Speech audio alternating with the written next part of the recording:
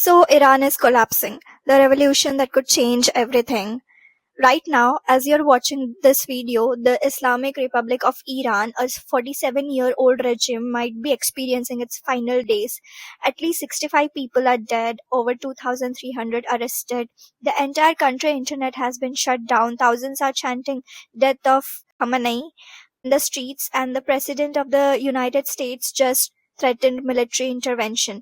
This isn't just another protest. Experts are calling this a revolution. And if Iran falls, the entire Middle East and the world will never be the same. Here's what you need to know about the Iran crisis that could reshape global politics. So, how it all started. So, how did we get here? Let me take you back exactly 2 weeks. On December 29, 2025, shopkeepers in Tehran Grand Bazaar, the historic heart of Iran's economy for centuries, did something extraordinary. They closed their shops not for holiday, not for prayer, in protest. Why? Because Iran's currency, the rial, had just collapsed to a record low. In just 6 months, it lost 56% of its value. To put this in perspective, imagine waking up one day and half of your savings are just gone. A bottle of cooking oil doubled in price overnight. Meat became a luxury. People couldn't afford a basic food. And remember, this is in a country with massive oil reserves. Iran should be wealthy, but decades of sanctions and government corruption have crushed the economy. What started as an economic protest in one market quickly spread. By New Year's Eve, demonstrations had erupted in 17 provinces, then 50 cities, then 110 cities, then 180 cities across Iran. But here's what changed everything. The chants at first, protesters were shouting about bread and jobs, but within days the chants evolved to something far more dangerous for Iran's government. Death to Khamenei, death to the dictator. This year is the year of sacrifice. Khamenei will be overthrown. This wasn't about the economy anywhere. This was about regime change. Now when government feels threatened, they have two choices: listen to the people or crush them. Iran chose violence. According to human rights groups tracking the situation, at least 65 people have been killed in just 2 weeks. That's 65 mothers, fathers, sons, daughters dead, including 8 children. But here's the terrifying part. We don't really know the true number. Why? Because on January 8th, Iran did something that shows just how scared the regime is. They shut down the entire internet. For over 36 hours now, 89 million Iranians have been cut off from the world. No social media, no messaging apps, no way to tell outside world what's happening. International phone lines cut. It's complete blackout. Doctors inside Iran have managed to get messages out, and what they are saying is horrifying. Hospitals are overwhelmed. One eye hospital went into crisis mode because so many protesters were shot in the eyes, a deliberate tactic to blind and terrorize people. Another medic said that they don't have enough surgeons for all the gunshot wounds. Iranian security forces are shooting protesters with live ammunition. They are using tear gas in enclosed spaces. They're driving vehicles over protest barriers, literally running people down. And according to the government, this is all justified because the protesters are enemies of God. That's not a metaphor, by the way. Iran's attorney general officially declared that anyone is an enemy of God, which under Iranian law is death penalty offense.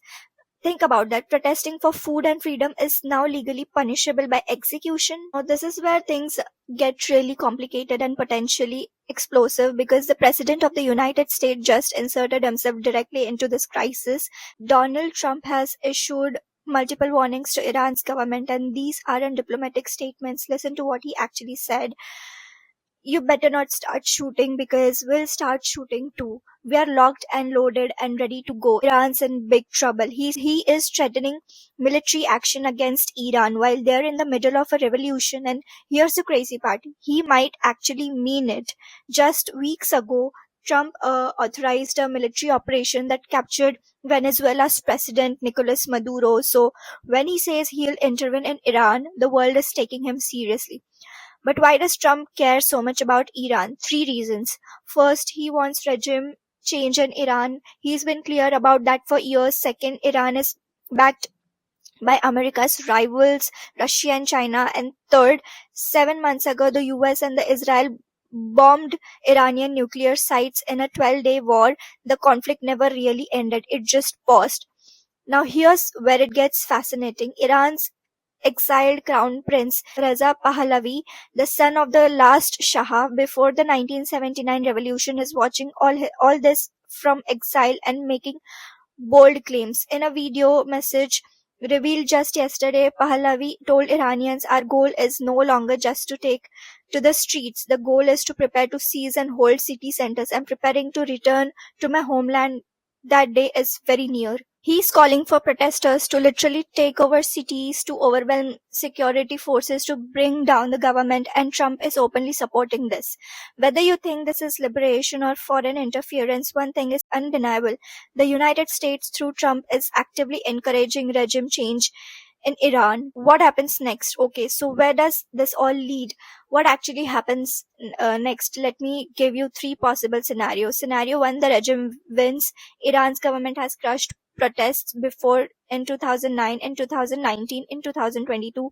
Each time they used brutal force and survived, they could do it again. Supreme leader Khamenei is 86 years old, but the Revolutionary Guard, the military force protecting the regime, is powerful and ruthless. They have tanks, helicopters, and thousands of armed loyalists. If they decide to go full crackdown, this could end in mass bloodshed. Scenario 2, the protesters win. If enough people join the protest, the military splits or refuses to shoot civilians. If international pressure becomes too much, the regime could actually collapse. We have seen it before. The Arab Spring toppled multiple governments. The Shah of Iran himself fell to protest in 1979. If this happens, Iran would face complete political chaos. Who takes over? The exiled prince, a democratic movement, different factions fighting for power. It could be Libya or Syria all over again, years of civil war. Scenario 3, the messy middle. This is actually the most likely. The protests continue but don't topple the government. The regime stays in power but weakened. The economy keeps collapsing. Violence continues at a lower level of for months or years. Iran becomes even more unstable, even more isolated, and that instability, it spreads across the Middle East. Because here's what most people don't understand. Iran isn't just another country, it's the major Shiite power in a majority Sunni region. It backs militias in Lebanon, Syria, Iraq, and Yemen. It is in cold war with Saudi Arabia and Israel. If Iran's government falls or becomes even weaker, it creates a power vacuum. Power vacuums in the Middle East always lead to more conflict. Why this matters to you now? You might be thinking, okay, but I don't live in Iran. Why should I care? Fair question. Here's why this matters to everyone. First, oil. Iran controls the Strait of Hormuz, this narrow waterway where 21% of the world's oil passes through every single day. If this conflict escalates, if Iran decides to block that strait, or if there's a war, global oil prices could spike overnight. That means more expensive gas, higher transportation costs, more expensive everything. Second, nuclear weapons. Iran has been developing nuclear capabilities for years. The US and Israel already bombed their nuclear sites once. If the regime feels like it's about to fall, what stops them from either using a weapon or selling nuclear material to other groups? This isn't paranoia, it's a genuine concern among security experts.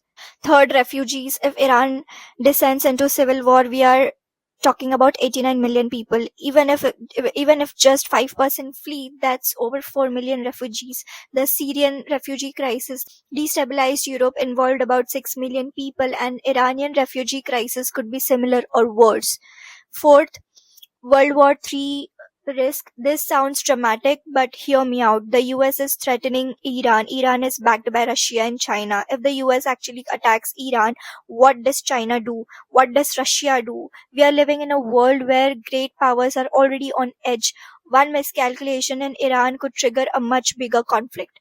And finally, democracy in the Middle East. If these protesters actually succeed in building a free democratic Iran, it could be transformative. It could inspire other movements. It could reshape the entire region. But if they fail, if they are crushed, it sends the opposite message.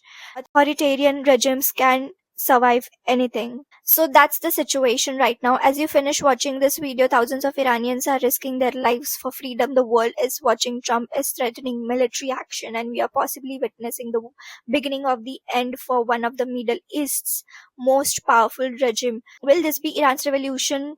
Will the regime crush the protests? Will Trump actually intervene? Honestly, nobody knows.